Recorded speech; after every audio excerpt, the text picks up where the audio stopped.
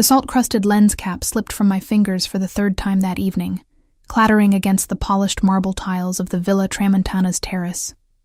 I cursed under my breath in English, then Italian, then that hybrid language I'd developed after 6 months of freelancing through Mediterranean resorts, scraping together enough euros to keep my veterinary degree dreams alive.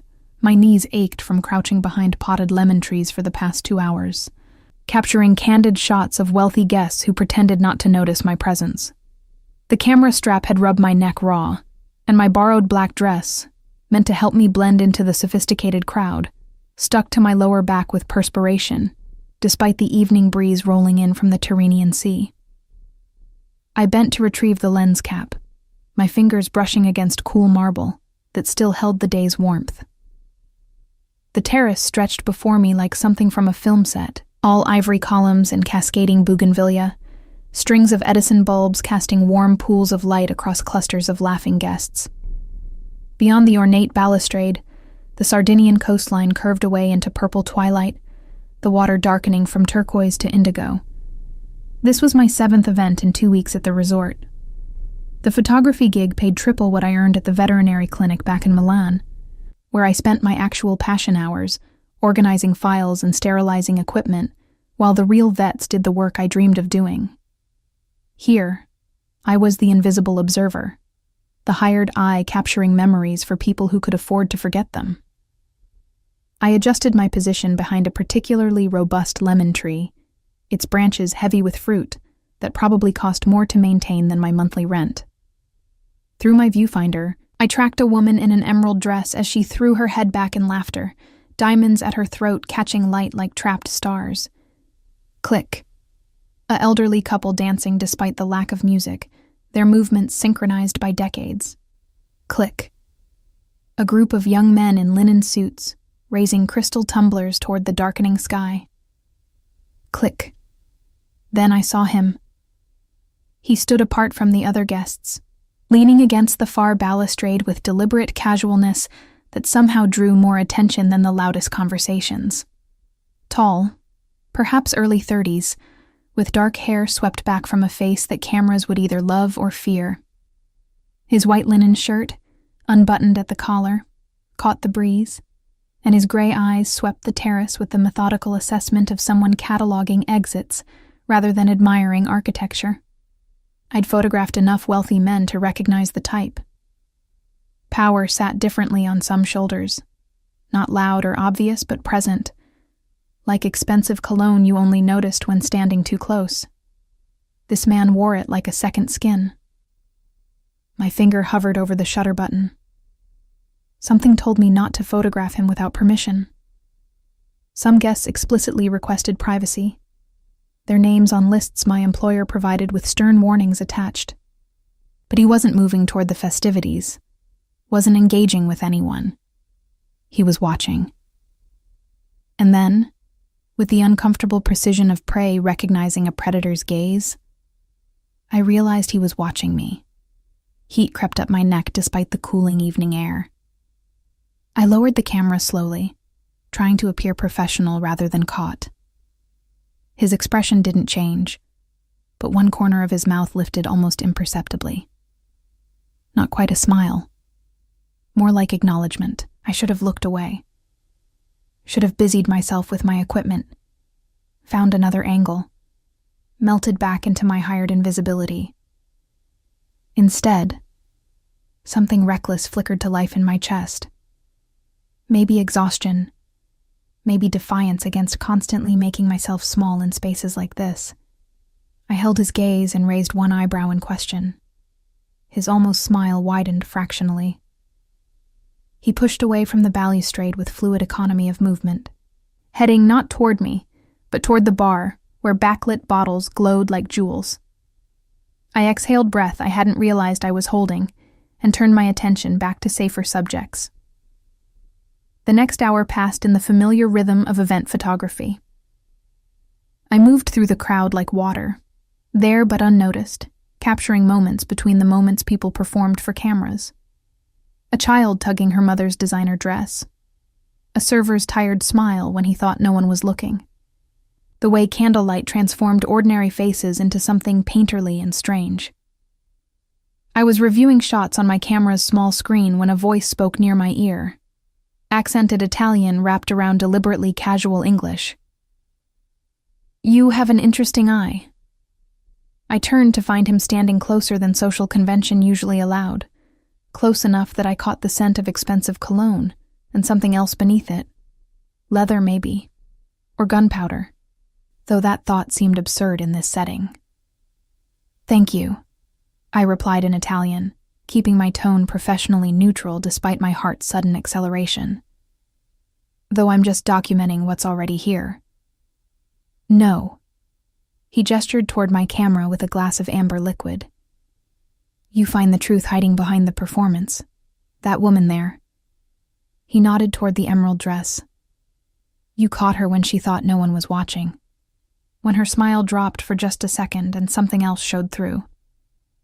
I glanced at the image he referenced. He was right. Between perfectly composed shots, I'd captured a flicker of something raw. Maybe loneliness. Maybe calculation. "Most people prefer the performance," I said carefully. "Most people are fools." The bluntness startled a laugh from me before I could stop it. Immediately, I pressed my fingers to my lips, aware of breaching some unspoken protocol about laughing at guests' comments. But his gray eyes warmed slightly, pleased rather than offended. "You disagree?" "I think," I said, surprising myself with honesty, "that everyone's performing something, even the people who claim they're not." "Even you?" "Especially me." I gestured at my borrowed dress, my professional camera, the invisible barrier I maintained between myself and the wealthy crowd. "I'm performing competent invisibility." "You're failing spectacularly." Heat rose to my cheeks again, but this time I met it with the reckless thing still flickering in my chest. "Is that a professional assessment or a personal observation?" Something dangerous flashed in his eyes, there and gone so quickly I might have imagined it. "Careful, photographer. Questions like that have consequences." The Italian word for photographer, delivered with such precise diction, felt more intimate than it should have. I straightened my spine, reclaiming the 2 inches of height I'd lost by unconsciously shrinking under his attention. "I should get back to work," I said, not quite steady but close enough. "Of course." He stepped back just enough to restore proper distance. "But before you disappear into your professional invisibility again, I'm curious. What do you see when you look at me?" The question caught me off guard. Through my viewfinder, I saw danger and control, and something coiled tight beneath expensive tailoring. But standing here, close enough to notice the faint scar along his left jawline, I saw something else too. Loneliness, maybe, or the careful isolation of someone who'd chosen distance as armor. "I see someone who doesn't want to be here," I said finally. His expression shifted, genuine surprise replacing calculated charm. "You're observant." "It's my job." "No." He shook his head slowly. "Your job is pressing a button. This is something else." Before I could formulate a response, my phone vibrated with a message from Julia, the resort's event coordinator. 5 minutes until cake cutting. I needed to position myself near the main table. "I really do need to go," I said, already stepping back, already retreating into the safety of professional duty. "Wait." The single word stopped me. "Your name." I hesitated. Giving my name felt like crossing a line I didn't fully understand. But refusing seemed childish, theatrical in a way that would undermine my earlier boldness. "Iris. Iris." He repeated it like he was tasting wine, considering its qualities. "I'm Nico." "Nice to meet you, Nico." The formality felt absurd after our conversation, but I didn't know what else to say. "We'll see each other again," he said, not a question but a statement of fact. I wanted to argue, to point out that guests came and went while I remained invisible background, but something in his certainty made disagreement seem pointless. Instead, I nodded once and fled toward the safety of my camera, my professional distance, the familiar armor of being the observer rather than the observed. The cake cutting passed in a blur of flash photography and forced smiles. I captured the knife slicing through fondant, champagne toasts, the careful performance of wealth and celebration.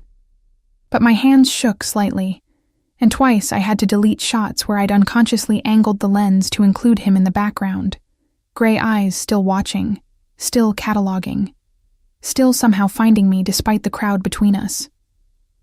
When the event finally ended, I packed my equipment with mechanical efficiency, fingers moving through familiar routines while my mind replayed our conversation, searching for hidden meanings in every word.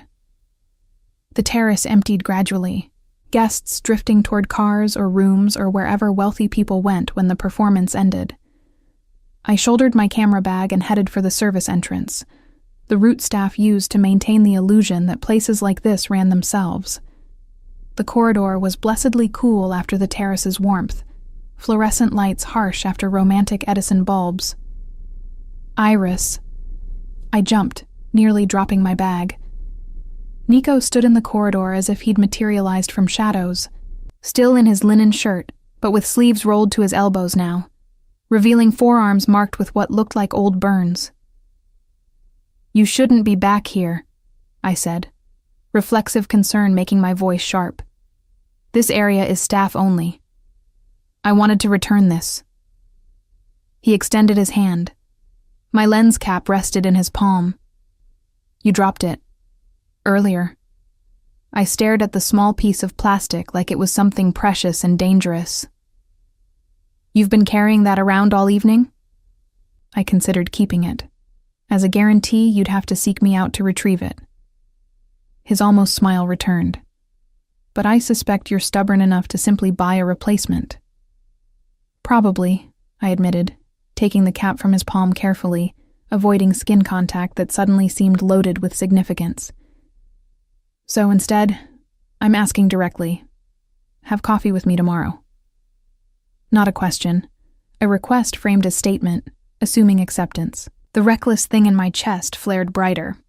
I should say no, should maintain professional boundaries, should recognize that whatever this was, it couldn't lead anywhere good for a girl from Milan trying to pay for veterinary school with borrowed dresses and freelance photography. "I work mornings," I heard myself say instead. "Pool photography. I'm free after 1. 2:00, the cafe by the marina." Still not asking, but I found I didn't mind. "How do you know I'll actually show up?" He leaned closer, close enough that I caught that scent again, leather and danger beneath expensive refinement. "Because you're as curious about me as I am about you, and because you're brave enough to admit it." Then he was gone, footsteps fading down the corridor before I could formulate a response.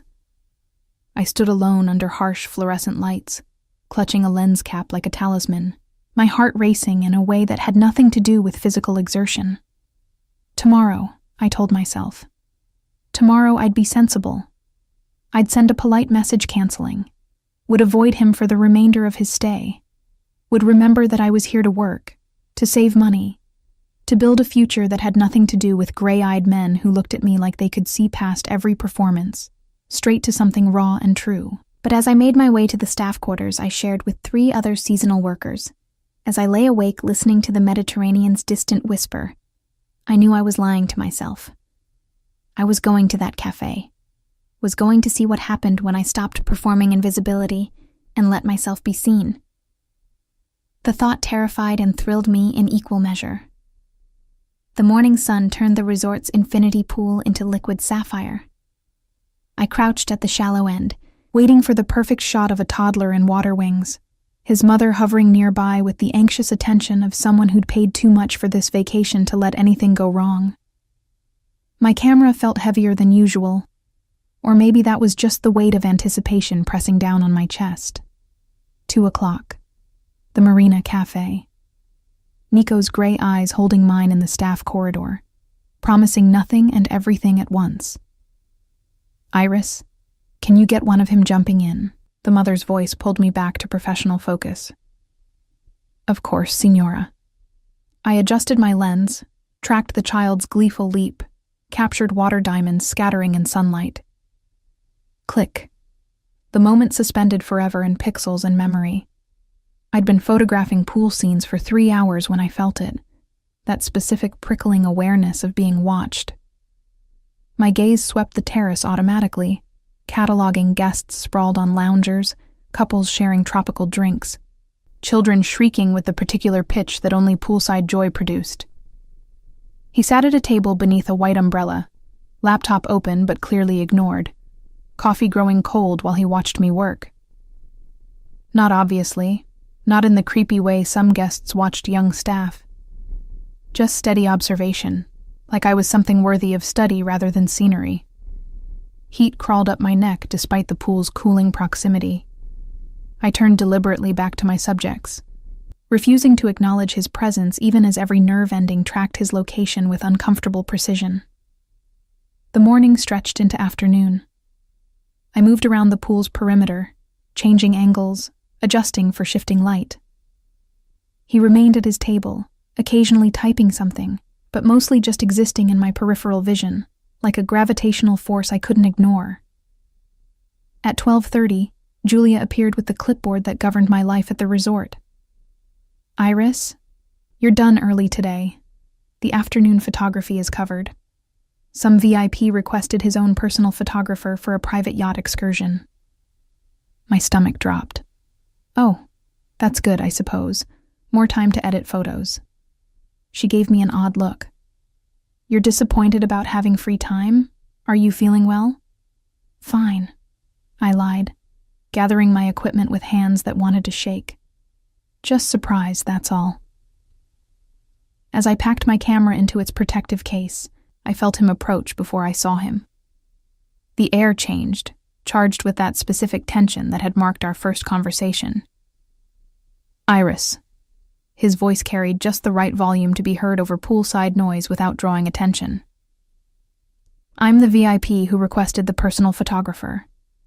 Unfortunately, there's been a change of plans. The yacht excursion is canceled. I turned slowly, finding him close enough to see water droplets on his collar from the pool's splash zone. That's unfortunate for you.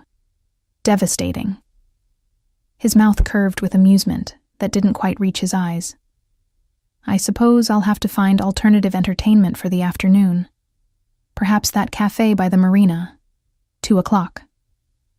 The presumption should have annoyed me, should have triggered my instinct to resist being managed, controlled, assumed. Instead, that reckless thing in my chest sparked hotter.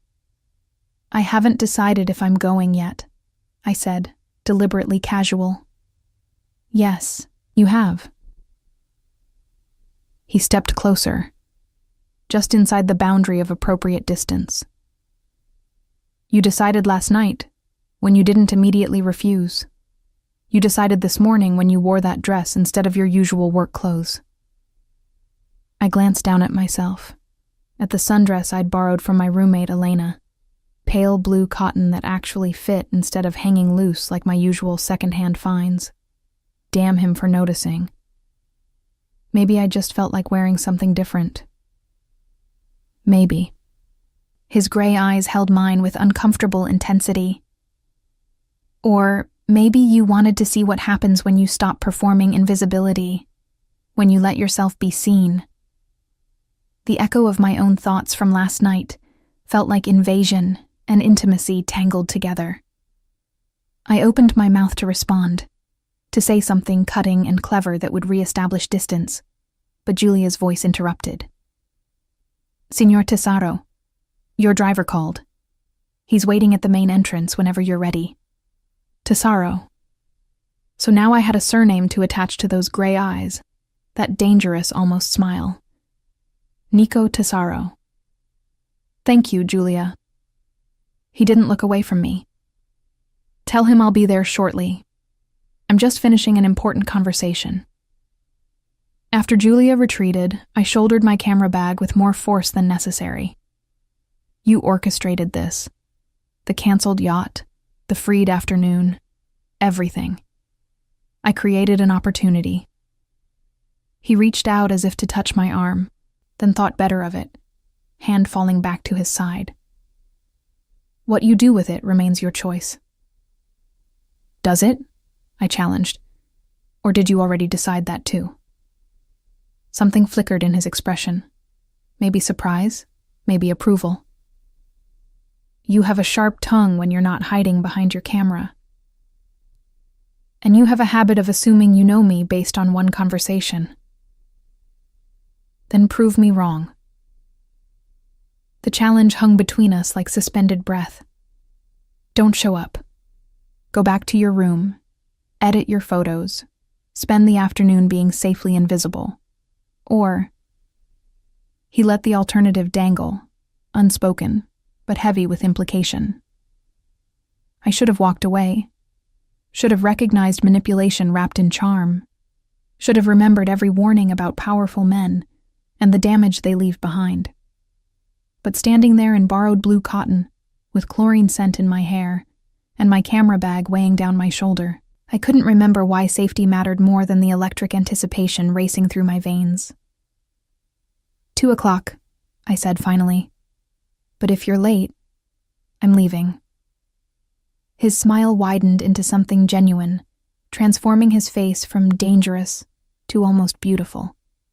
I'm never late, Iris. He left then, striding across the terrace with that fluid confidence that parted crowds without effort. I stood alone by the pool, heart hammering against my ribs, already regretting and anticipating in equal measure. Elena found me in our shared room at 1:30, staring at my reflection with the critical eye usually reserved for composition through a viewfinder. The blue dress suddenly seemed too casual, too provincial, too obviously borrowed. You're nervous. She sprawled across her bed, dark curls still damp from her own shift-cleaning guest rooms. This is about that man from last night, yes? The one Julia says rented the presidential suite for a month. A month? I turned from the mirror. Who stays at a luxury resort for a month? Someone who can afford to rent out entire yachts for private photography sessions. Elena's grin was knowing. Someone who cancels them just to free up your afternoon. It's just coffee. Nothing is just coffee when a man looks at you the way Julia says he was looking at you this morning. Like you were the only person at the entire pool. I sat on my own bed, suddenly exhausted by anticipation. I don't know what I'm doing, Elena. He's clearly wealthy, clearly used to getting what he wants. And I'm a freelance photographer wearing your dress because I can't afford my own nice clothes. So? Elena sat up, expression fierce with sudden protectiveness. You're also brilliant and kind, and brave enough to leave everything you knew to chase your dreams. If he can't see that, then he's not worth your time. But if he can, she softened, then maybe stop hiding long enough to let him. Her words echoed Nico's from earlier. Stop performing invisibility. Let yourself be seen. At 1:55, I stood outside the Marina Cafe, salt air tangling my hair and doubt tangling my thoughts. Small boats bobbed in their slips, rigging chiming against masts like wind chimes. The cafe was modest by resort standards. Locals mixed with tourists. Plastic chairs and sun-faded umbrellas instead of pristine luxury. I almost turned back 3 times in the 30 seconds before I spotted him. He sat at a corner table, dressed more casually than last night, dark jeans and a white button-down with sleeves rolled to his elbows. Those burn scars I'd noticed yesterday were clearer now, old marks that spoke of close contact with fire or something equally unforgiving. When he saw me, he stood, the gesture so automatic it seemed like reflex rather than performance. You came. He pulled out a chair for me, the old-fashioned courtesy at odds with the modern setting. I said I would. I sat, hyper-aware of his proximity as he returned to his own seat. People say many things they don't mean. He signaled the waiter with subtle efficiency. What would you like? Espresso, please. After the waiter retreated, silence settled between us, not uncomfortable, but waited with unspoken questions. I studied his face in afternoon light, noting details my camera would love. The sharp jawline, the slight crookedness of his nose suggesting an old break, the way his gray eyes caught sunlight like polished steel. "You're doing it again," he said quietly. "What?" "Cataloging, observing, hiding behind professional assessment instead of engaging directly." The accuracy stung. Maybe that's who I am, the observer. No. He leaned forward, elbows on the small table. That's what you do. It's not who you are. Last night, when you challenged me in the corridor, when you raised your eyebrow instead of shrinking back, that was who you are. You don't know me well enough to make those distinctions. Then tell me. His intensity didn't waver. Tell me who Iris is when she's not performing competent invisibility. The waiter returned with our coffee, buying me a moment to gather scattered thoughts. The espresso was perfect, rich and bitter and grounding. I wrapped both hands around the small cup, needing something to hold on to. "I'm 21, I began, unsure why I was answering but unable to stop. "From Milan originally. I'm studying to be a veterinarian, which is absurdly expensive, so I take photography jobs wherever I can find them. I live in a room with 3 other seasonal workers. I own 2 dresses and both are borrowed. My camera cost more than everything else I own combined because it's the only thing that matters besides my education." He listened without interruption, gray eyes tracking every word like each one mattered. "I love animals more than people," I continued, the words coming faster now. "I'm better with wounded things than healthy ones. I cry at documentaries about rescue dogs, but not at romantic movies. I hate pretense and performance even though I engage in both constantly. And I don't understand what someone like you wants with someone like me beyond the obvious novelty." "The obvious novelty?" His eyebrow lifted. "The poor photography student, the fresh face in a sea of sophistication, the temporary entertainment before you move on to the next resort, the next distraction." Instead of offense, something like pain flickered across his features. "Is that truly what you think?" "I don't know what to think." I set down my espresso cup before my trembling hands betrayed me. "You appear out of nowhere. You watch me work. You manipulate my schedule. You look at me like—" I faltered. "Like what?" "Like I matter." The admission came out small, vulnerable, everything I tried not to be. The silence that followed felt enormous. A seagull cried overhead. Boat rigging chimed its endless percussion. The world continued its normal rotation while I sat exposed, having revealed more than I'd intended. "You do matter," Nico said finally, his voice carrying a roughness I hadn't heard before. "More than you know. More than I can explain sitting at a cafe in broad daylight." That sounds ominous. It's honest. He reached across the table, not quite touching my hand, but close enough that I felt the warmth of his skin. "I came to this resort to conduct business. Legitimate business involving property acquisition for horse breeding operations. I expected 2 weeks of tedious meetings and expensive meals with people I don't respect. Instead, I found you hiding behind lemon trees, capturing truth between performances, challenging me with raised eyebrows instead of submissive smiles."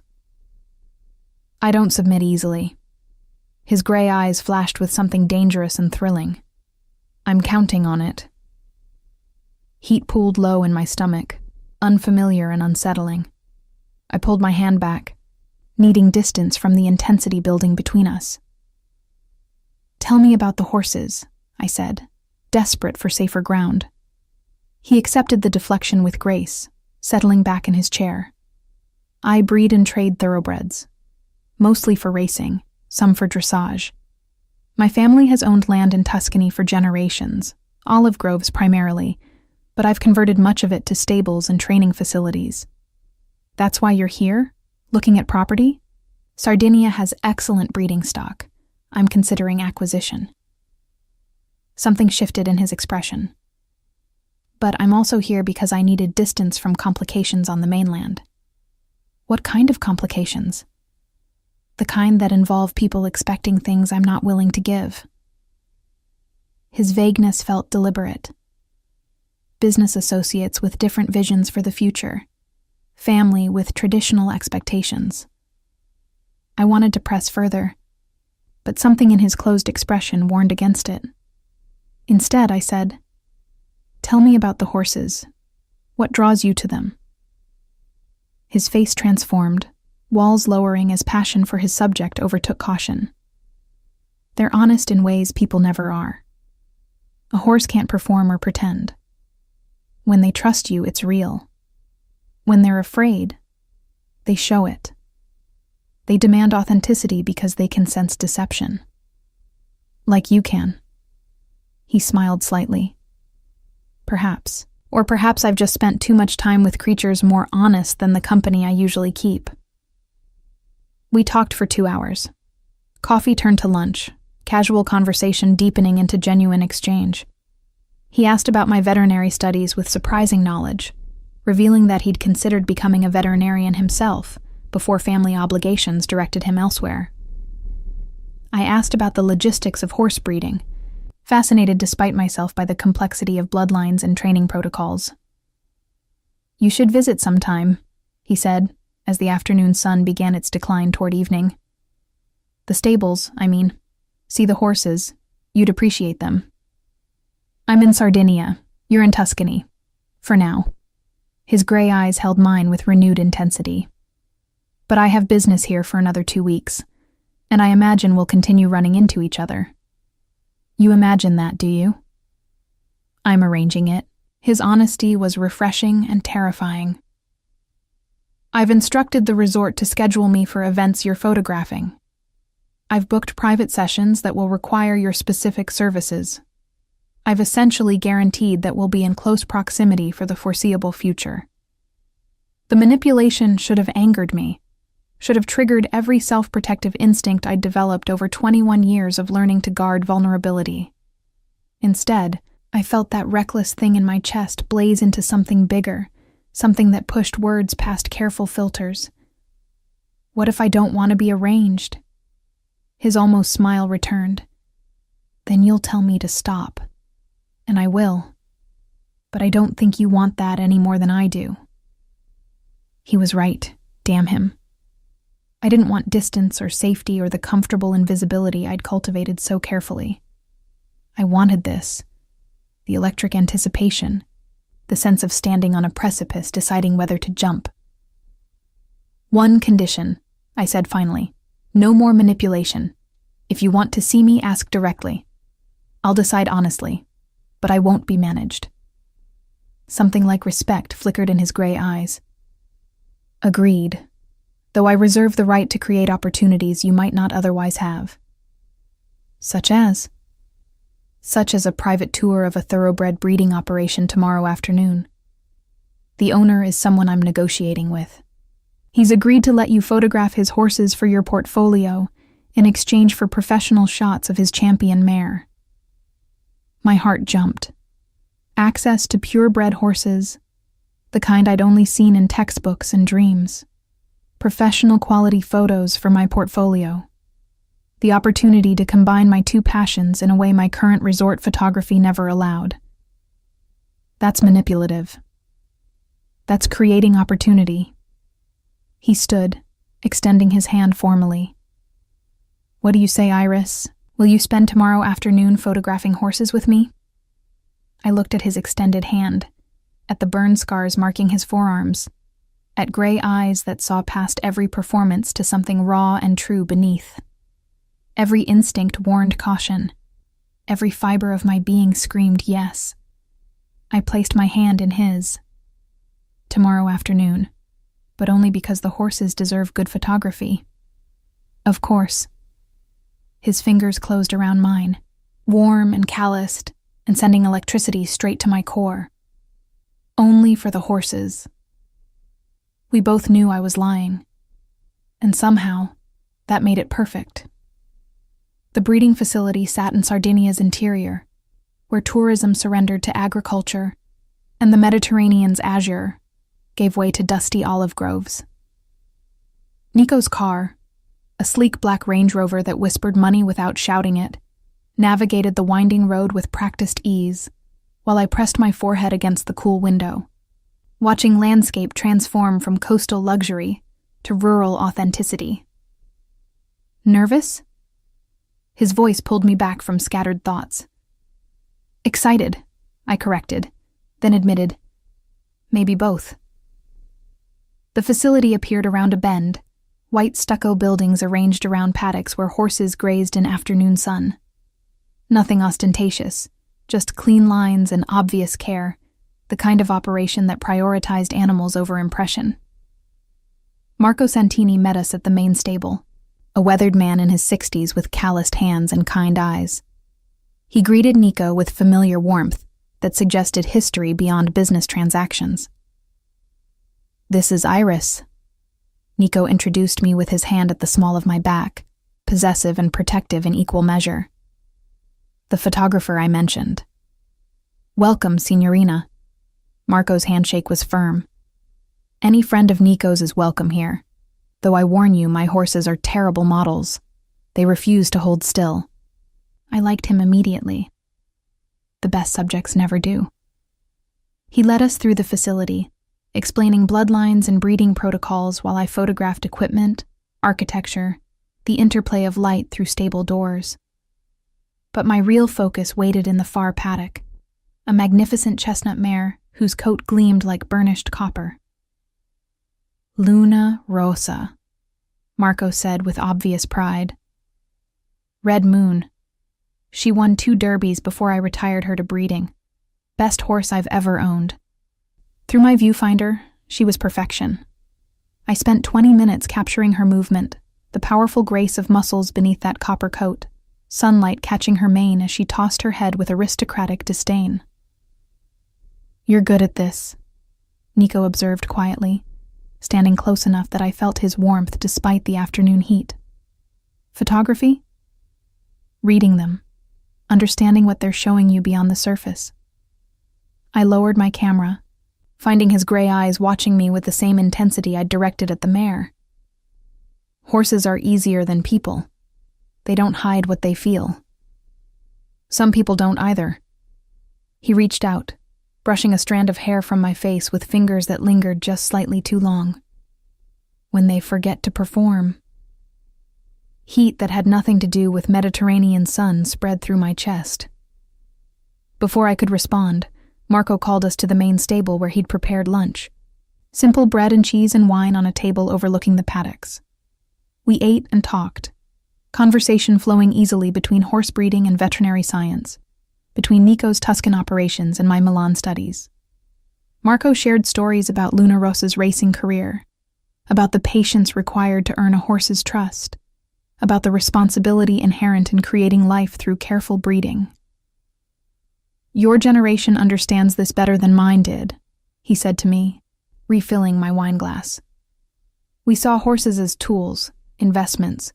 You see them as partners, individuals. It's better." "Not all of our generation feels that way," I countered, thinking of classmates who viewed veterinary medicine purely through financial lens. "But you do." Marco's observation carried weight.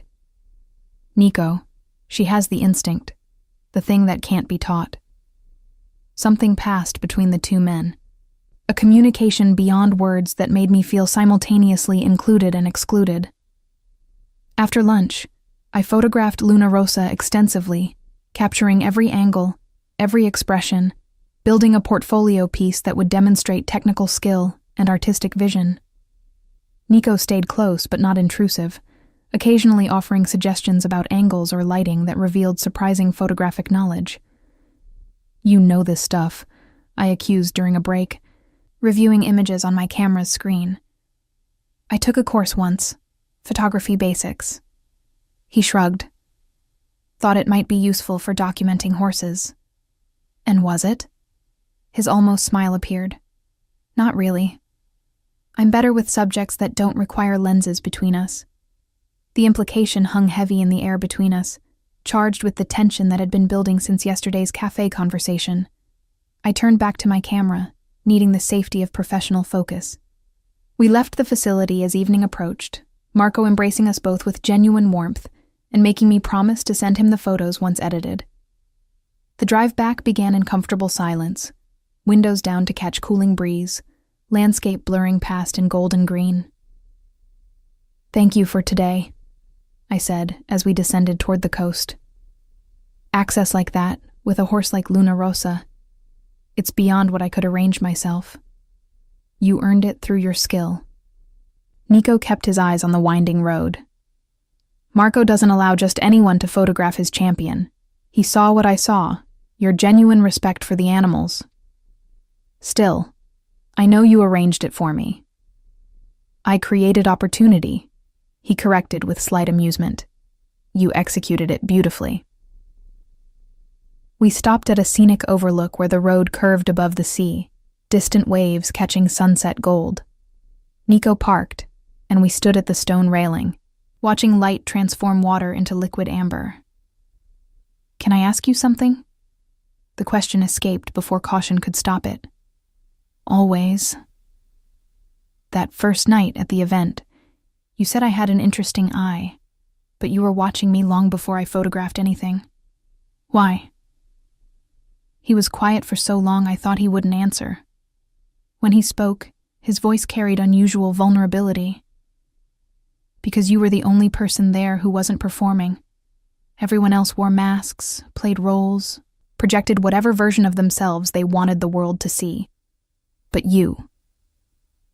He turned to face me fully. "You were just yourself. Tired, determined, slightly annoyed at your borrowed dress. Real. Maybe I was performing too. Maybe invisibility was my mask. No." He reached out, fingers gentle against my jaw, turning my face toward his. "Invisibility was your protection. There's a difference." His thumb traced my cheekbone, the touch setting every nerve ending alight. We stood close enough that I caught that scent again, leather and danger and something uniquely him. My heart hammered against my ribs, anticipation and apprehension tangled together. "Iris." My name on his lips felt like permission and warning at once. "If I kiss you right now, everything changes. Maybe I want things to change. You don't understand what you're saying." "Then explain it to me." The challenge came out breathless but defiant. Instead of answering, he closed the distance between us, his mouth finding mine with surprising gentleness. The kiss started soft, questioning, giving me space to retreat. But I didn't retreat. I leaned into him, hands finding his shoulders, opening to his exploration with the same reckless certainty that had characterized every interaction since we met.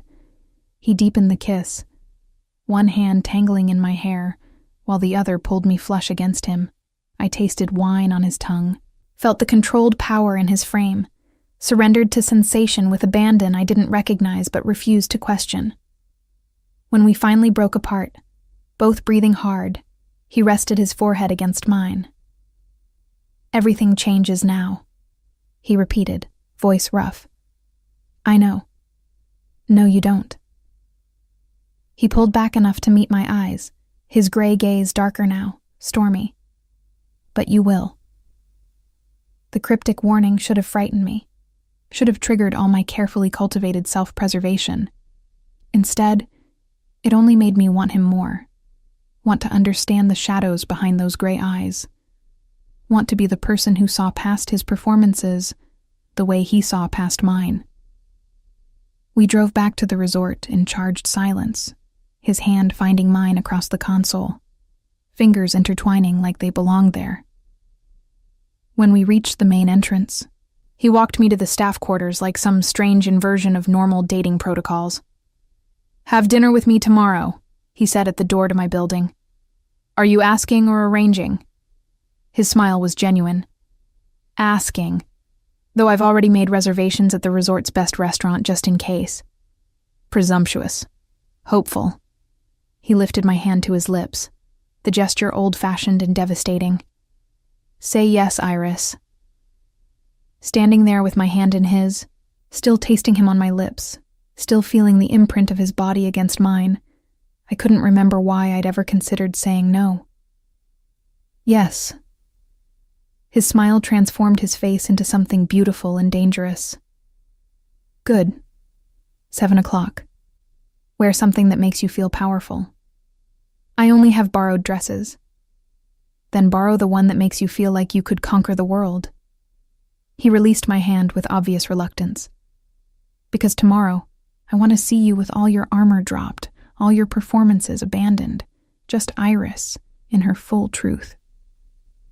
The prospect terrified and thrilled me in equal measure.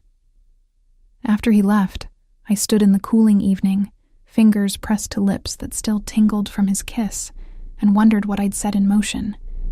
Inside, Elena took one look at my face and squealed. "You kissed him." He kissed me. The distinction felt important. And she bounced on her bed with uncontained excitement. And everything changed.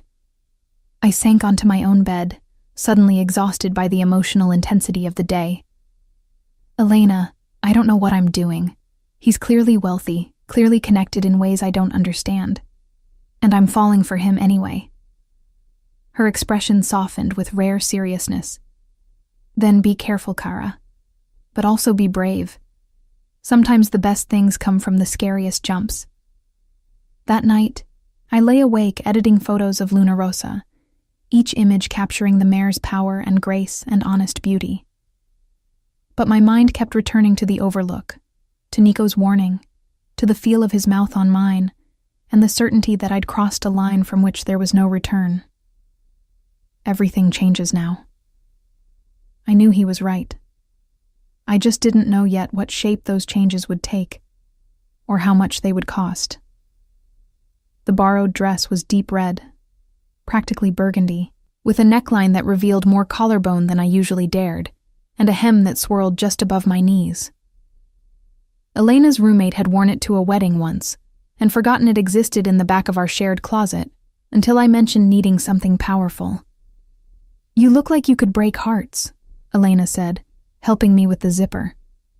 "I'm more worried about having mine broken." She turned me toward the mirror. The woman reflected there looked unfamiliar, confident in a way photography student Iris never managed. The dress did something to my posture, straightening my spine and squaring my shoulders like armor made of silk. "Don't be late," Elena warned as I gathered my small purse. "And text me if you need extraction. I'll fake an emergency." Nico waited in the resort's lobby, dressed in charcoal slacks and a white dress shirt with the top 3 buttons undone, revealing the strong column of his throat. When he saw me, something flashed in his gray eyes, hunger and appreciation, and something deeper I couldn't name. "You're stunning," he said simply, offering his arm with old-fashioned courtesy. "You clean up well yourself." The restaurant occupied the resort's highest floor, floor-to-ceiling windows offering panoramic views of coastline and Mediterranean sunset. The maitre d' led us to a private corner table that felt simultaneously exposed and intimate, visible to other diners but separated by enough space to create illusion of isolation. "This is too much," I whispered, as Nico held my chair. "It's barely enough." He took his own seat, gray eyes never leaving my face. "You deserve restaurants like this every night, not just borrowed moments between photography shifts." The compliment made heat rise to my cheeks. "I'm happy with my life." "Are you?" It wasn't challenge, but genuine question. Or have you convinced yourself to be content with less than you deserve? Before I could formulate response, a sommelier appeared with wine recommendations that meant nothing to me beyond impressive-sounding French regions. Nico ordered with easy authority, then turned his attention back to me with focus that made the rest of the room disappear. "Tell me about your family," he said as our wine arrived. "Not much to tell, only child. My parents run a small restaurant in Milan, nothing fancy but steady. They thought my veterinary dreams were impractical, suggested I study business instead. I swirled wine in my glass, watching candlelight catch liquid ruby. We don't talk much anymore. Because you chose your path over their approval. Because I refused to be practical when I could be passionate. The admission came easier than expected. What about you? You mentioned family expectations. His expression shuddered slightly. My father built our family business from nothing. Olive groves initially, then expansion into wine, properties, various ventures. He expected me to follow his exact blueprint. But you chose horses instead. I chose authenticity over dynasty. He took a long drink of wine. It created complications. My father died disappointed, and my younger brother now runs operations I was supposed to inherit. The pain beneath his controlled tone made my chest ache. I'm sorry. Don't be. I made my choice knowing the cost. His gray eyes found mine with renewed intensity. The horses don't lie, don't perform, don't expect me to be anyone other than who I am. It's worth every sacrifice. Our food arrived, beautifully plated dishes that were more art than sustenance. We ate slowly, conversation flowing between bites, touching on everything and nothing. He told me about training young horses, about the patience required to earn trust without breaking spirit. I told him about my favorite veterinary rotation, working with rescue animals whose resilience humbled and inspired me. You light up when you talk about them, Nico observed, setting down his fork to focus entirely on me. The way your eyes brighten, your hands move, you become even more beautiful. I'm not beautiful. The protest was automatic. Years of being invisible, making compliments hard to accept. You are. He leaned forward slightly, not in the obvious way that photographs well or turns heads in crowds. Beautiful in the way truth is beautiful. In your honesty, your passion, your refusal to perform for anyone's comfort, including your own. The intensity of his regard made breathing difficult. I reached for my wine glass, needing something to do with hands that wanted to reach for him. Iris. His voice dropped lower, intimate despite surrounding chatter. I need to tell you something. About who I am, what I do beyond horse breeding. Warning bells rang distant in my mind. Okay. He was quiet for a moment, seeming to weigh words carefully. My family's business, the operations my brother now runs, they exist in gray areas. Legal primarily, but touching edges of things less legitimate. And while I've separated myself from direct involvement, some associations remain unavoidable. You're saying you're connected to organized crime. I'm saying I come from that world even though I've chosen to live outside it. He held my gaze steadily. The horses are entirely legitimate, clean income from clean sources. But people assume, because of my surname, that I operate the same way my father did. Do you? Not anymore. The answer came firm and immediate. But the reputation persists. And there are individuals who believe I should maintain family traditions, who create pressure for me to return to operations I've deliberately abandoned. The confession should have sent me running, should have triggered every self-preservation instinct. Instead, I found myself asking, is that the complication you mentioned? Why you needed distance from the mainland? Partly. His jaw tightened almost imperceptibly. There's a woman, Isabella, daughter of a business associate who believes our families should merge through marriage. It's a traditional arrangement I've refused repeatedly, but she and her father are persistent.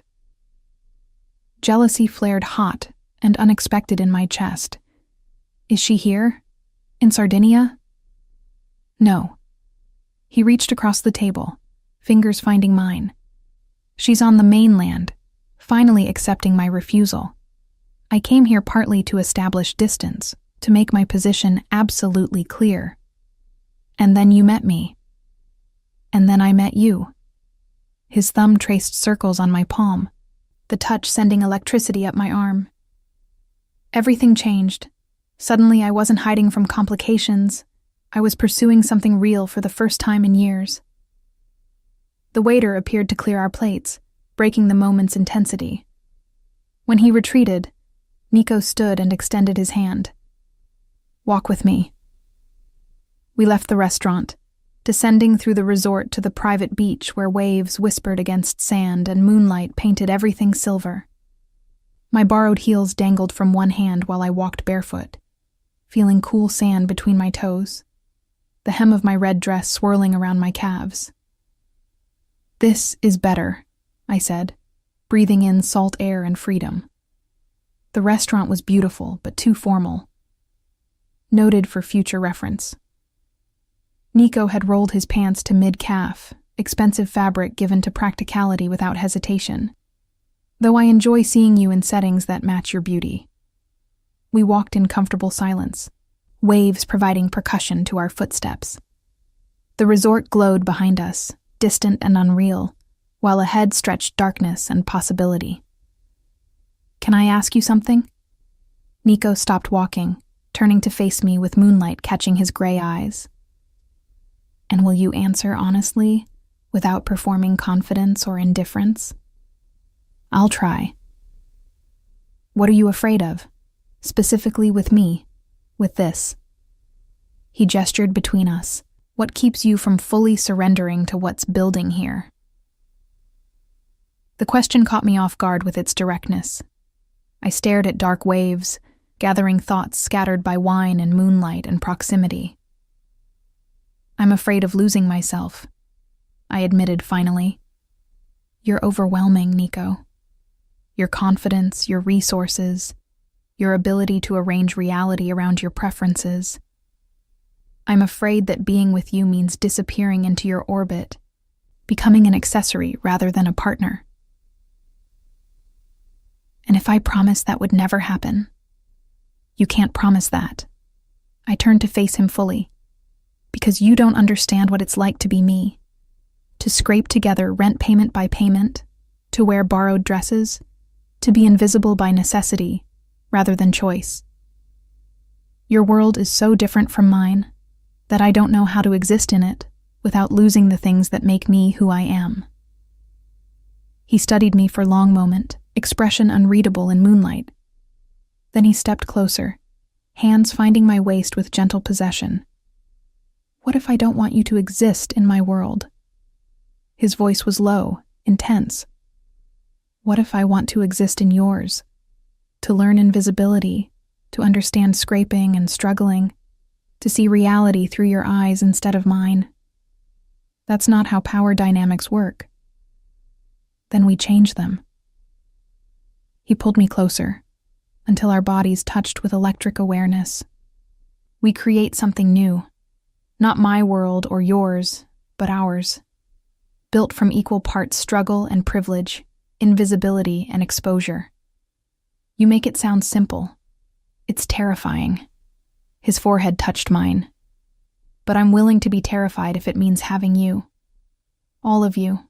Not the performed version, but the raw truth underneath. I tilted my head back, searching his face for deception or performance. Found only honesty that matched my own vulnerability. "If I do this," I whispered, "if I surrender to this thing between us, you have to promise me something. Anything.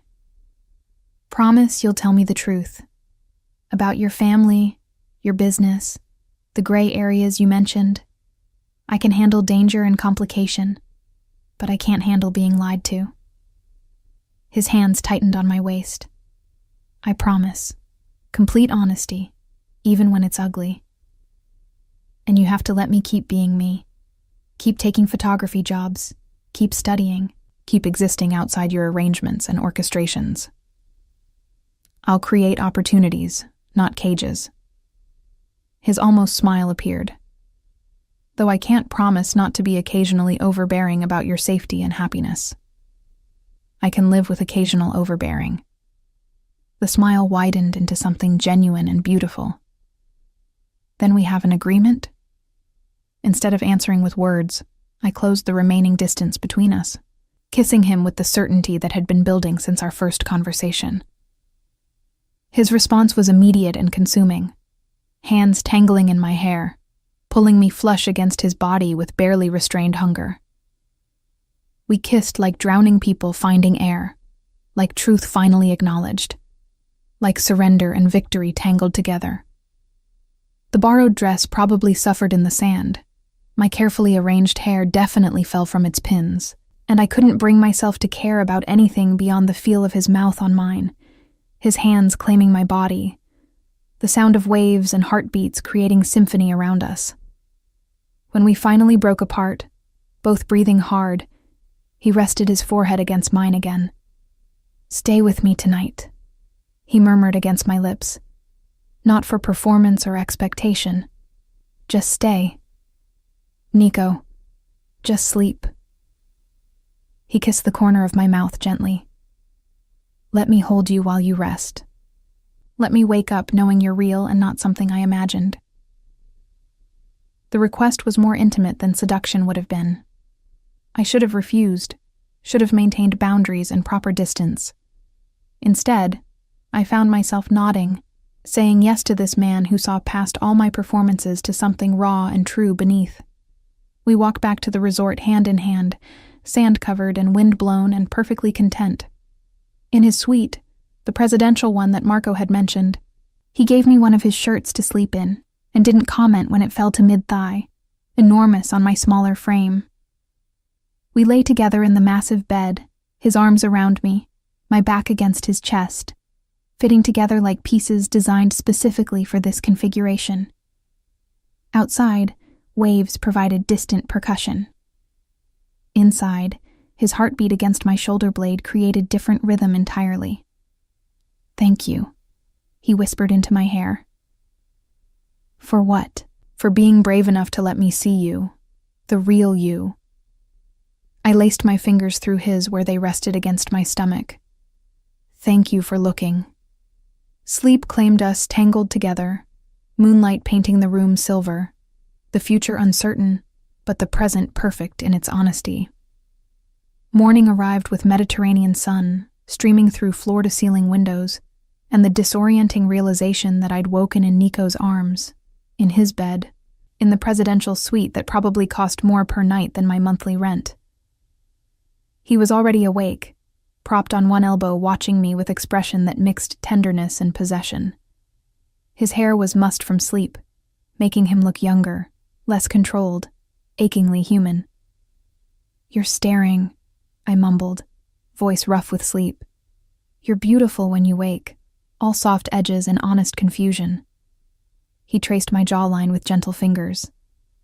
"Though I suspect you're about to panic and run." I should get back to staff quarters before Elena sends a search party. "Stay." He pulled me closer, tucking my head beneath his chin. "Just a few more minutes." I let myself relax into his warmth, breathing in his scent, memorizing the feel of his heartbeat against my cheek. These stolen moments felt precious and fragile, like morning mist that would burn away under scrutiny. "I have pool photography at 10, I said finally, reluctantly pulling away. "If I'm late, Julia will actually send people looking. Then I'll make sure you're not late." He kissed my forehead before releasing me. "But tonight, have dinner with me again. Something less formal. Just us and food that doesn't require 3 forks. "That sounds perfect." The walk back to staff quarters in yesterday's red dress felt like performing the ultimate walk of shame. Except I felt no shame. Only contentment that persisted despite knowing eyes tracking my path. Elena was waiting, of course, bouncing with barely contained excitement. "Tell me everything," she demanded the moment the door closed. We talked, walked on the beach. I stayed over. I pulled the dress over my head, grateful for comfortable clothes. Nothing happened beyond sleeping. That's almost more intimate. Elena's knowing look made heat rise to my cheeks. "Iris, are you falling for him?" Probably. The admission felt simultaneously terrifying and liberating. Is that completely insane? Maybe. She hugged me quickly. But the best things usually are. The next week passed in a blur of stolen moments between professional obligations. Nico was true to his word about not arranging my schedule, but we still found each other constantly. Morning coffee before my pool shift. Afternoon walks through olive groves. Dinners at the small local restaurants where tourists never ventured, and the food came from family recipes rather than expensive imported ingredients. He showed me his world piece by careful piece. Photos of his Tuscan stables, the rolling hills and cypress trees, creating landscapes straight from Renaissance paintings. Videos of young horses learning to trust human handlers, their gradual transformation from skittish to confident under patient training. Stories about individual animals, their personalities and quirks, told with the affection most people reserve for family. I showed him mine too, my cramped student apartment in Milan through phone photos, laughing at his carefully controlled expression when he saw my kitchen that was really just a hot plate and mini fridge. My favorite veterinary textbooks, pages dog-eared and annotated with passionate marginalia. The rescue dog I'd fostered briefly last year before school demands made it impossible. A 3-legged mutt named Dante who'd trusted me enough to sleep on my bed, despite obvious history of abuse. You saved him, Nico observed, studying the photo of Dante's trusting eyes. Just temporarily. Someone else adopted him permanently. But you gave him the foundation, showed him trust was possible. His gray eyes found mine with uncomfortable intensity. That's a rare gift, Iris. The ability to heal wounded things. The conversation felt weighted with subtext I couldn't quite decode. On the 8th day, everything shifted again. I was photographing an afternoon pool event when Julia approached with her clipboard and worried expression. Iris, there's someone asking for you at the main desk. A woman. She's quite insistent. Confused, I followed Julia to the lobby where a stunning brunette waited, designer sunglasses pushed atop perfectly coiffed hair, her posture radiating wealth and barely contained irritation. You must be Iris, she said in Italian carrying distinct Milan accent. I'm Isabella Conti. I believe you've been spending time with my fiancé. The word fiancé hit like physical blow. I'm sorry. There must be some mistake. No mistake. Her smile was ice. Nico Tesaro and I have an understanding. A business arrangement between our families that he seems to have forgotten during his vacation. He told me he refused your father's proposal. He tells everyone that. She removed her sunglasses, revealing eyes hard as gemstones. But actions speak louder than words, don't they? And his actions include maintaining an apartment in my building, attending family functions as my partner, and accepting my father's business investments in his precious horses.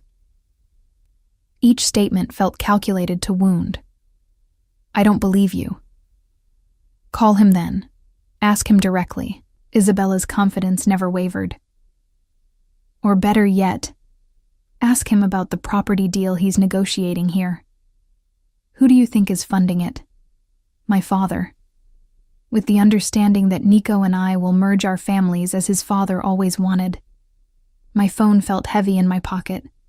I wanted to pull it out, to demand answers, but doing so in front of Isabella felt like weakness I couldn't afford. Why are you telling me this? I asked instead. Because you're a complication he doesn't need right now. Her expression softened into something almost sympathetic. Look, you seem nice enough. But you're 21, working photography jobs to pay for school. Nico is 31 with family obligations and business complexities you can't possibly understand. Whatever fantasy you've been enjoying here, it ends when vacation ends. That's for him to decide, not you. Is it? She stepped closer, voice dropping. He hasn't told you everything, has he? About his family's real business, about why he needed to leave Milan so suddenly, about the people his father owed money to before he died. He told me about the gray areas. Isabella laughed, sharp and bitter. Gray areas? That's diplomatic. Did he tell you about the horse racing scandal? The fixed races his father organized? The illegal betting operations? That's why Nico fled to legitimate breeding, to escape the investigation that's still ongoing. The information came too fast, too targeted. Each revelation designed to undermine the foundation of trust we'd been building. I think you should leave, I said, forcing steel into my voice despite trembling hands. I'm staying at the resort too. Presidential suite, same floor as Nico. Her smile was knife-sharp. We have dinner reservations tonight. You should ask him about it. She left in a cloud of expensive perfume and malicious satisfaction, leaving me standing in the lobby with my camera hanging heavy around my neck and my carefully constructed happiness crumbling like sandcastles against incoming tide. I made it back to the pool on autopilot, mechanically photographing guests while my mind raced through everything Isabella had said, searching for lies mixed with truth. The apartment in her building could be explained. The business investments could be legitimate. But the investigation, the scandal, the deliberate omission of crucial details despite his promise of honesty, that felt like betrayal. At 6 o'clock, I finished my shift and found a text from Nico waiting. Dinner tonight? Pick you up at 7. My fingers trembled as I typed back. We need to talk. You're sweet. Now. His response was immediate. Come up. I'm here. The elevator ride to the presidential floor felt endless. I rehearsed confrontations in my head, practiced staying calm and rational, reminded myself to listen before judging. But when he opened the door, worry clear in his gray eyes, all my preparation evaporated. Isabella was here, I said without preamble. She told me some very interesting things about your family business and your engagement. His jaw tightened. I'm not engaged to Isabella. That's a lie her father perpetuates to pressure me. But you do have an apartment in her building. You do attend functions with her. You do accept her father's money for your operations. Yes. He didn't deny any of it. But all of that has explanations if you'll let me give them. Then explain. I crossed my arms, needing the physical barrier. And don't leave anything out this time. He ran a hand through his hair, frustration and resignation mixing. Come in, please. This isn't a conversation for hallways. Inside his suite, he poured himself whiskey and offered me wine I refused. Standing by those floor-to-ceiling windows overlooking the Mediterranean, backlit by sunset, he looked simultaneously powerful and vulnerable. My father was involved in illegal racing operations. He began without preamble. Fixed races, illegal betting, money laundering through purse winnings. I didn't know the full extent until after he died, when investigators started asking questions. That's when I discovered the empire I was supposed to inherit was built on crime. So, you left. I created distance, sold my shares in his operations to my brother, used the money to buy land in Tuscany, started breeding horses legitimately. He took a long drink. But severing family ties completely isn't possible when your surname carries that history. People still assume, still expect. Including Isabella's father. Especially him. Nico turned to face me directly. Conti and my father had arrangements. When I refused to continue them, Conti suggested merging families through marriage would preserve the relationship. I've refused repeatedly, but he's persistent. The apartment Isabella mentioned belongs to my brother, but it's in a building Conti owns, so she sees me there during family obligations and assumes connection that doesn't exist. And his money funding your Sardinia acquisition? That's where it gets complicated.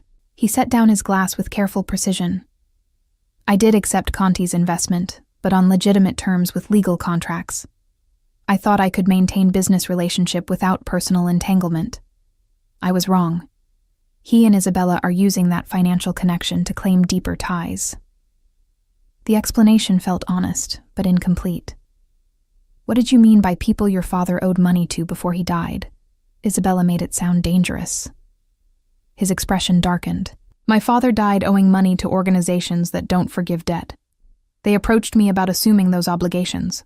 I refused. That's partly why I came here, to establish distance while my lawyers handle negotiations. So there are dangerous people looking for you.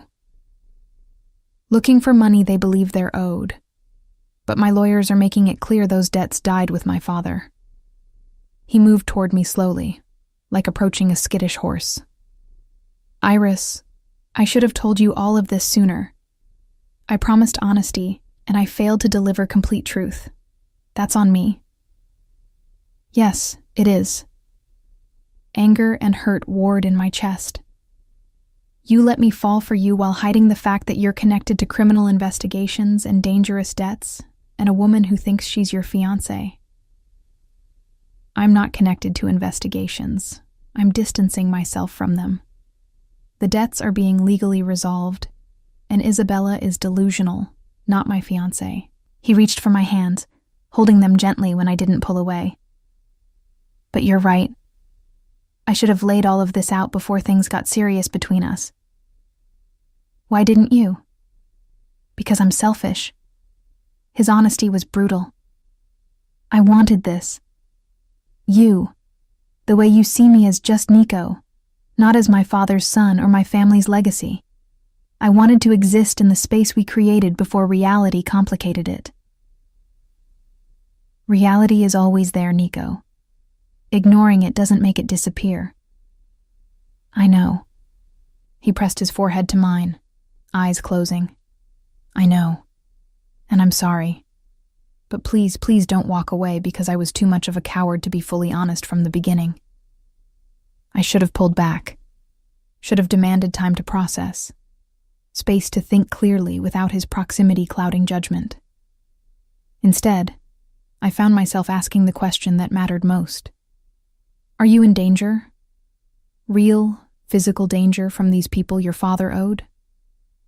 Not immediate danger. My lawyers are handling it. He opened his eyes, gray gaze holding mine. But I won't lie and say it's completely resolved. There's always risk when you refuse powerful people. And Isabella? Is a complication I'm ending permanently. I'll make it clear to both her and her father that there will never be anything between us, business or personal. The conviction in his voice felt real, but trust, once cracked, required more than words to repair. I need time, I said finally, stepping back from his embrace.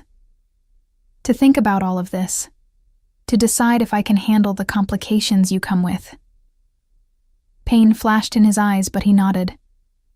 I understand. Take whatever time you need. I'll be here. I left his suite feeling bruised and confused, my phone already ringing with Elena's concerned call. That night, I told her everything while she plied me with wine and outrage in equal measure. The question is, she said after hearing the full story, can you live with his past? Because men like him, they don't come without baggage. The real question is whether the present and future are worth carrying that weight. I didn't have an answer. Not yet. But as I lay awake, staring at the ceiling while my roommate slept, I kept returning to the same truth. Despite everything, despite the lies of omission and the dangerous complications, I was still falling. The question was whether I'd hit bottom or learn to fly. 3 days passed in careful avoidance. I took early morning and late evening photography shifts, times when Nico wouldn't reasonably be at the pool or restaurants. I threw myself into editing work, building my portfolio with the Luna Rosa photos that had turned out even better than hoped. I existed in the comfortable numbness of routine, not thinking, just doing. But on the 4th morning, Marco Santini called my phone directly. Signorina Iris, I hope you don't mind. Nico gave me your number. His warm voice carried concern. I have an emergency. Luna Rosa, she's in distress. The vet I usually use is on the mainland and can't get here for hours. Nico mentioned you're studying veterinary medicine. I know it's presumptuous, but is there any chance? I'll be there in 30 minutes. Professional instinct overrode personal turmoil. What are her symptoms? Sweating, pawing the ground, won't eat. Started 2 hours ago and getting worse. Possible colic. Keep her walking if you can. Don't let her roll. I'm leaving now. I grabbed my basic veterinary kit, the one I'd assembled from school supplies, and kept religiously updated, and ran for the staff parking lot where Elena's borrowed scooter waited. The drive to Marco's facility felt endless, my mind racing through differential diagnoses and treatment options, while simultaneously dreading the inevitable encounter with Nico. He was there when I arrived, standing outside Luna Rosa's stall with Marco, both men's faces etched with worry. Our eyes met briefly before I focused on what mattered. Show me. The mare was indeed in distress, sides heaving, eyes rolling with pain. I moved slowly, talking softly, letting her smell my hands before touching. Marco was right about colic, but I needed to determine severity. Do you have a stethoscope? I asked Marco. In the office. I'll get it. While he ran, I continued my gentle examination, checking vitals, assessing the mare's distress level. Nico watched from outside the stall, not interfering but present, his gray eyes tracking every movement. Marco returned with the stethoscope, and I listened carefully to Luna Rosa's gut sounds, relief flooding through me at what I heard. Gas colic, not impaction. She needs to keep moving and we need to monitor closely, but this should resolve with conservative treatment. Thank God. Marco sagged against the stall door. What do we do? I spent the next 3 hours managing Luna Rosa's care, administering the limited medications I had in my kit, keeping her moving when she wanted to lie down, monitoring her vitals with obsessive frequency. Gradually, painfully, she improved. The sweating decreased, her gut sounds normalized, and finally she showed interest in food again. She's through the worst, I announced, exhausted but satisfied. But she needs monitoring for the next 24 hours, and you should still have your regular vet examine her. You saved her. Marco hugged me with surprising strength. Thank you, Iris. Thank you. I just did what any veterinarian would do. You did it with love. He pulled back, eyes suspiciously bright. Luna Rosa knew she could trust you. That matters more than technical skill. After Marco left to make calls, I found myself alone in the stable with Nico, who'd stayed through all 3 hours without complaint or interference. Luna Rosa dozed peacefully now, the crisis past, leaving only awkward silence between us. That was impressive, he said quietly. Watching you work, you became someone else. So certain, so capable. That's who I really am. I stroked Luna Rosa's neck gently. The photographer, the invisible girl, that's the performance. This is truth. I know. He moved closer, still maintaining careful distance. I've watched you with every animal we've encountered. You transform. It's beautiful. Don't. I turned to face him. Don't use compliments to smooth over the fact that you lied to me. I omitted. There's a difference. Not when you promise complete honesty. He was quiet for a long moment, gray eyes searching my face. You're right. And I can't take that back or fix it with pretty words. All I can do is promise to do better moving forward. If there is a moving forward? Is there? The vulnerability in his voice cracked something in my chest. Because these last 3 days without you have been hell, Iris. I've respected your need for space, but I can't keep pretending I'm fine with it. I'm not fine. I'm miserable. Good. The word came out harsher than intended. You should be. I am. He stepped closer, close enough that I caught his scent. But I'm also in love with you. Completely, terrifyingly in love. And I don't know how to fix this except to keep proving that I'm worth the risk. The confession stole my breath. Nico, let me finish. His hands found my shoulders, gentle but desperate. I've ended all business dealings with Conti, completely severed the relationship, even though it means losing significant investment. I've had my lawyers draft a formal statement to Isabella and her father, making it absolutely clear there will never be anything between us, and I've hired a firm to handle my father's remaining debts so I can have legal separation from that entire mess. You did all that in 3 days? I did all that in 3 hours after you left my suite. His gray eyes held mine with uncomfortable intensity. Because losing you isn't an option I can accept. I'll burn every bridge, cut every connection, rebuild everything from nothing if that's what it takes to prove I'm choosing you. Completely. Without reservation. Tears threatened, but I blinked them back. That's too much pressure. I can't be responsible for you destroying your life. You're not destroying it, you're saving it. He pulled me closer, until our foreheads touched. My life before you was carefully constructed emptiness, expensive and hollow. You make everything real. You make me want to be better than my father's legacy. I'm scared, I admitted, the words barely audible. Scared of losing myself in your world. Scared of complications I don't understand. Scared of caring this much about someone I've only known 2 weeks. I'm terrified too. His confession matched mine. Terrified that you'll decide I'm not worth the risk, that my past outweighs our present, that you'll choose safety over the beautiful, messy thing we're building. We stood there in the stable, surrounded by the scent of hay and horses. Luna Rosa's peaceful breathing providing gentle percussion. The afternoon sun slanted through gaps in the walls, painting everything gold. If I do this, I said slowly, if I choose you despite everything, I need promises. Anything. Complete honesty. No more omissions. No more protecting me from ugly truths. I promise. And I keep my independence, my photography, my studies, my life separate from yours even as we build something together.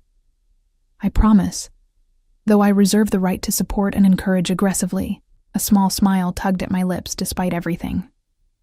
And you accept that I come with complications too.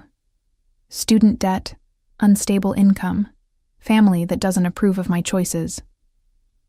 I'll love every complicated piece of you. He kissed my forehead gently. Your debt is our problem to solve together. Your unstable income gives me opportunities to create legitimate work for your skills. And your family will learn to accept you when they see how happy you are. You make it sound simple. It's terrifying and complicated and probably a disaster waiting to happen. His almost smile appeared. But I'd rather have complicated disaster with you than perfect emptiness without you. I pulled back just enough to search his face for deception. Found only honesty that matched my own fear and hope tangled together. Okay, I whispered. Okay, we try this. But if you lie to me again, I won't. He cut me off with a kiss, gentle and desperate and full of promise. Never again. I swear it. We kissed in the stable's golden light, surrounded by the peaceful sounds of horses and afternoon breeze, tasting salt from tears neither of us acknowledged. When we finally broke apart, both breathing hard, he rested his forehead against mine again. Come to Tuscany with me, he said quietly. When your photography contract ends next week, come see the stables, meet the horses, see if you can imagine building a life there. I have school in Milan. Tuscany is 2 hours from Milan. You could commute, or we could arrange housing closer to your university. His hands framed my face. I'm not asking you to abandon your dreams, Iris. I'm asking you to let me support them while we figure out this thing between us. The offer was enormous, terrifying, perfect. What would I do in Tuscany besides be your girlfriend? Be the veterinarian my stables desperately need? Be the photographer who documents our breeding program? Be the woman who transforms my hollow empire into something with heart and purpose? His gray eyes held mine with absolute certainty. Be yourself, in all your complicated glory, while I love you the way you deserve. Luna Rosa snorted softly, as if offering opinion on the proposal. I laughed despite tears still threatening, the sound mixing relief and terror, and something that felt dangerously close to hope. 1 month, I said finally. Trial basis. I finish my photography contract, then come to Tuscany for 1 month. If it works, if I can maintain my identity while being with you, then we talk about long-term plans. Deal. He sealed it with another kiss, deeper this time, full of promise and possession. Though I should warn you, I'm very good at making trial periods become permanent. Arrogant, confident. His smile was pure mischief. There's a difference. We left the stable hand in hand, Marco waving goodbye with knowing expression. The drive back to the resort was different this time, charged with anticipation rather than anxiety, my hand in Nico's across the console like it belonged there. That evening, we had dinner at the Marina Cafe where everything had changed the first time. But now the change felt different, not beginning but continuation, not falling but choosing to fly. Tell me about your favorite horse, I requested over simple pasta and local wine. Not the most valuable or successful. Your favorite. His face transformed, softening with genuine affection. Dante. I named him after your rescue dog. He's a 3-year-old gelding, completely unsuitable for racing because he's too gentle. But he loves people with the kind of trust that breaks your heart because you know someone hurt him before he came to me. What will you do with him if he can't race? Keep him forever. Simple certainty. Some horses aren't meant for competition. They're meant for teaching humans about patience and trust and unconditional love. I thought about my own Dante, the 3-legged dog who'd taught me similar lessons. I'd like to meet him, your Dante. He'll love you. Nico's smile was soft. They all will. You have this gift with wounded things. You see past the damage to their core worth. Maybe that's why I see past your complicated history to who you really are. He raised his wine glass in mock toast. To seeing past surfaces to messy truth beneath. To choosing mess over empty perfection. We clinked glasses, sealing promises spoken and unspoken, acknowledging the terrifying leap we'd both agreed to take. The rest of my week at the resort passed in a blur of photography and stolen moments with Nico. We walked beaches at sunrise, explored village markets in afternoon heat, talked until late night about everything and nothing. He showed me architectural plans for stable expansion, asking my input about veterinary considerations. I showed him my portfolio, letting him critique with surprising photographic knowledge. Isabella left after the 3rd day, her departure marked by cold glare in my direction that I met with steady confidence I'd earned through choosing risk over safety. On my final night at the resort, Nico took me to a secluded beach cove accessible only by boat. We swam in moonlight, my borrowed bikini, red, always red now, floating around me like flower petals, while he watched with barely restrained hunger. "Who let you wear that?" he demanded when I emerged from the water, wrapping around me with possessive warmth. "You're not my owner," I replied, echoing my earlier defiance but softer now, playful rather than defensive. "Not yet." His mouth found the sensitive spot below my ear. "But I'm working on it." Presumptuous. Confident. He pulled back to look at me, gray eyes dark with desire and something deeper. "And completely certain that you're it for me, Iris. The one who changes everything." I kissed him instead of answering with words, tasting salt and moonlight and future possibilities. The wave that hit us pushed me tighter against him, his hands on my waist keeping me steady while the ocean tried to separate us. "I've got you," he murmured against my lips. "Always." And standing there in moonlight with Mediterranean waves surrounding us, his arms strong and steady around me, I chose to believe him. 1 month later, I stood in the main stable of Nico's Tuscan property, watching sunrise paint cypress trees gold, while Dante, the horse, not the dog, nuzzled my shoulder with gentle trust. My photography equipment sat ready to document the morning training session, but for now, I just stood, breathing in the scent of hay and horses and possibility. Nico found me there, wrapping around me from behind, his chin resting on my shoulder. Second thoughts? Constant thoughts. I leaned back into his warmth. But no regrets. Good. He kissed my temple. "Because I have a surprise for you." Should I be worried? Probably. His almost smile warmed his voice. "I contacted the University of Milan. They have a program that lets veterinary students do clinical rotations with private practices. I've registered my stables as approved site. You can complete your remaining requirements here while also working as our official veterinarian." The offer stole my breath. "Nico, that's opportunistic?" He turned me to face him. "Creating openings you might not otherwise have?" "Absolutely. But also genuine solution that lets you pursue your passion while we build this together." I searched his face for manipulation, found only honest desire to support my dreams alongside his own. "One condition," I said, echoing our conversation from weeks ago. "Anything. You let me pay rent, or contribute somehow financially. I won't be kept." His expression softened. "Deal. Though I reserve the right to occasionally spoil you with things you won't let yourself buy. Occasionally overbearing. It's my love language." I laughed, the sound mixing joy and exasperation and deep affection. "Then I suppose I'll learn to speak it." We kissed in the stable's golden light, surrounded by patient horses and endless Tuscan sky, building something terrifying and beautiful from mess and truth and stubborn refusal to choose safety over passion. 6 months later, during a charity gala at a prestigious venue in Florence, I photographed Nico receiving an award for his conservation breeding program.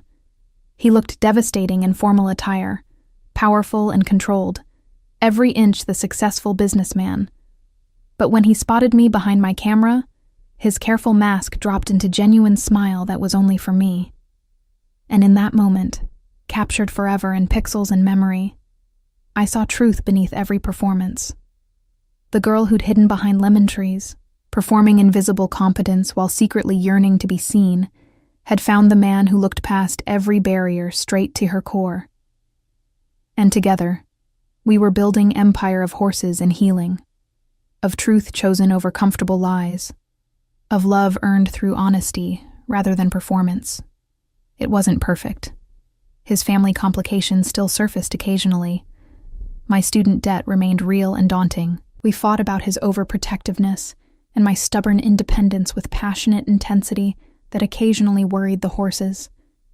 But it was real, messy, complicated, terrifyingly authentic. And standing in that Florence gala, watching him accept accolades while his gray eyes searched the crowd for me, I knew with bone-deep certainty that I'd made the right choice. I'd chosen to fly.